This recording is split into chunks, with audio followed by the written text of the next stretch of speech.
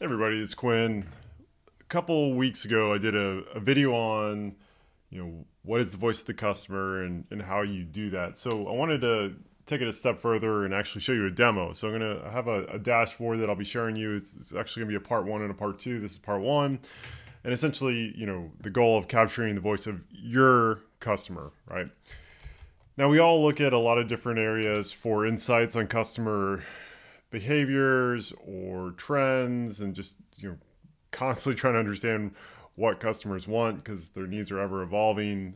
And so these are four common areas: market research being one, great market analysis or maybe an analyst report, transactional data within your own systems, loyalty data, things like that, data in motion, so if you've got a mobile application, geolocation, advertising, platform streaming data, things of that nature, even IoT potentially. And then voice of the customer. What I mean by voice of the customer is really trying to capture the sentiment. So it could be a customer survey, it could be a focus group, but I think really specifically, I'm talking about like how do we do differentiated voice of the customer, which is really your call recordings, your transcripts, your emails, your reviews, right? And that's hard because it's unstructured. And so you're trying to engage the anywhere customers. You can see you might have a text way to text channel. You definitely everybody has a customer, so you have agents. They interact on voice. Chat is becoming more and more common. Chat bots, web, mobile, social platforms, reviews, even voice assistants, and how prevalent they are, mobile devices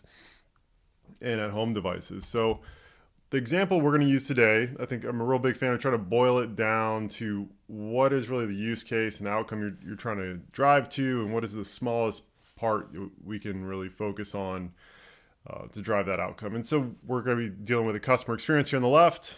They're generating data around from interacting with a customer agent. They also happen to interact with the mobile and web. And then on the right side, we've got the structured data of maybe a customer 360 platform, their history, loyalty program, etc. So let me jump over into the dashboard. The dashboard. Now this is a fictitious customer, but you can see that they're probably in insurance.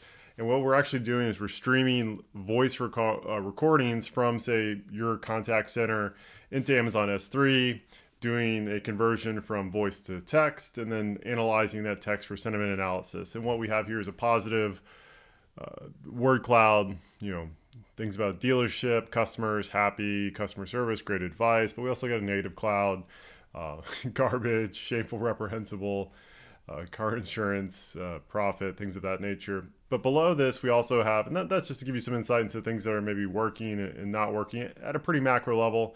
Again, unstructured data. But we also have here our fictitious agents, and we can see maybe, Sophia is doing really well, has some great calls here, more positive than negative, but perhaps Shirley needs to be coached, or maybe she's taking calls that she really shouldn't be, right? She's not, she's getting senior problems, right? And she's really kind of the triage expert, if you will. And then we've got some gauges over here. So high level dashboard, but this could be done obviously historical. This happens to be done real time. And what we can also is the data is there, so we can actually go and drill into the specific calls. We could jump over to S3, which is where they are stored, listen to them, do historical analysis on them, and use that as a way to train up agents. We can also see the sentiment scores, how negative, how positive, and then the actual transcript as well. So very powerful, dashboard used for either real-time insights or historical trend analysis. Then we come down here and what we did is a high-level segmentation model. What you can see is this is our standard customer, then this is our high-value customer. You've got the different positive, negative, neutral, and mixed. Let me go ahead and update this to last 5 minutes, so get a little more data. Okay, so we have standard, overwhelmingly positive, 160, but our high-value customer, not so many.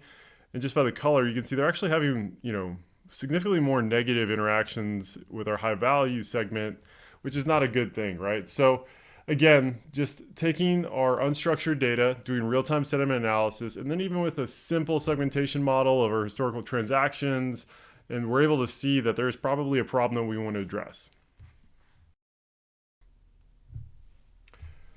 So what did we just do? So we ingested the voice calls, we converted them to text, or perhaps it was a chatbot. We did the sentiment analysis on that. So we got real-time analytics, which give us power to act then on those insights. And we saw that certain agents were maybe having some challenges handling calls, so the supervisor could go in and coach them up, or it could be used for future training. But we also combined unstructured data, which again was the calls and the sentiment analysis, with some of our structured data via the data segmentation model. And that's really the power of the data lake, or the lake house effect. So pulling in different types of data, combining them, and then being able to draw insights. So hope you enjoyed part one. Part two, going to deep dive into a little bit more of how we take unstructured, semi-structured, and structured data to get even more robust picture of, our root cause analysis of where those unhappy customers are coming from. Thanks. See you next time.